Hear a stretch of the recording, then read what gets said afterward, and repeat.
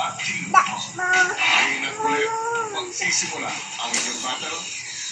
Long time no see. Nakapaglaba ka na ba ng iyong panty? Kasi, kalat dito, kalat doon. Bahay mo ba to?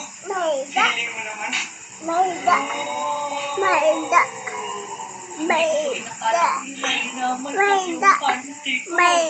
Hindi naman nagiging yun. Kita mo to? Parehas tayo.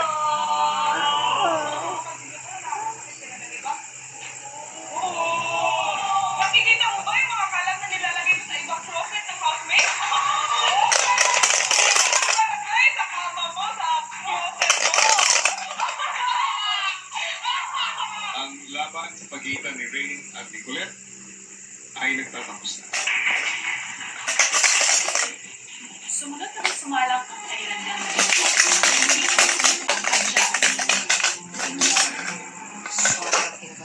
because I know her capabilities na hindi siya magpapatalo din, sobrang palaban. Oh, Piang, sinabi mo sa akin noon na nawalan ka ng respeto. Totoo ba? Hindi kaya hindi ka lang marunong respeto? Kasi kung iisipin mo, pagrespeto ba yung pagsisigaw sa pagkainan? O pagsasalita ng bad words na naririnig ng mga ibang kabataan? Sabi mo, pamiging palamuran. Eh, sino ba ang mas ate sa atin ang nagbabad finger sa harap ng camera?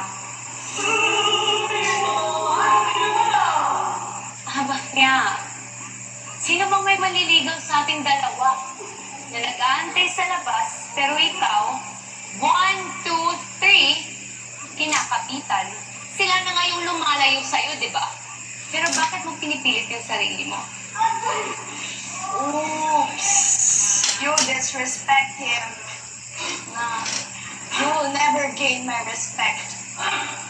Di ko nga alam ba't kita tinatawag na ate. Hindi nga kita kaano-araw, hindi ka naman ka-respeto. Sa ginagawa mo, hindi nga dapat just ang pangalan mo. Alam mo, dapat pangalan mo, attention seeker. Alam mo, Jas, tatanggalin ko na yung ate Nalilito ako kung ano ba talagang pakay mo. Nag-iinarte ka pa gusto mo din naman talaga. Nangilalandi ka. Para kami linta na pangalat-kalat, kaya ka niloloko. Oh, nagtataka ka ba? Bakit ka niloloko ng ex mo? Eh, ganyan pala ang ugali mo. Sobrang alam mo yung attention seeker at saka pagiging bastos kasi gawain yan eh. It takes one to know one. Niloloko ako? Eh, hindi pa naman yung kasalanan eh. Sino ba yung iniwan at ang tagal nakamove on? Eh, ikaw, proud ka ba na nakikita ng kapatid mo at ng mama mo ang kalandian mo dito? Ano bang pinunta mo dito? Pangarap? O, syota? Hindi naman ako pumasok dito para maging syota. Kaya kung gusto mo, kunin mo.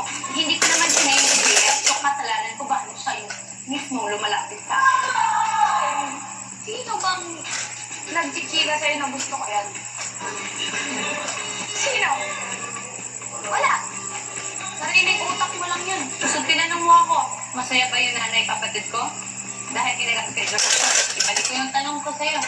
Masaya ba yung nanay mo sa mga pinagagawa mo dito? Oo, masaya. O di congrats sa'yo. Sino una-una? Sure ka bang optimistic ate ka na yan?